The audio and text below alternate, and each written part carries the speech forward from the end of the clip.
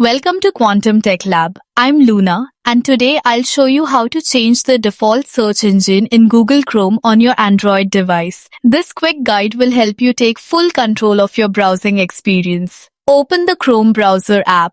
This is the app most Android users rely on for web browsing. Once the app is open, see the corner of the screen. You'll see either your Google account icon or the three-dot menu. Tap on it to access the Settings menu. Now, select Settings. Scroll down to the Search Engine option and tap on it. Here you'll see a list of all available search engines such as Google, Microsoft Bing, Yahoo and other. To change your default search engine, simply tap on the one you prefer.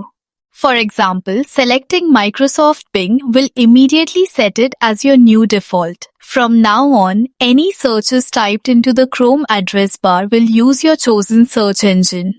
At Quantum Tech Lab, we aim to make technology simple, practical, and enjoyable for everyone. Stay tuned for more easy-to-follow tech tutorials that empower you to take control of your devices and online experience.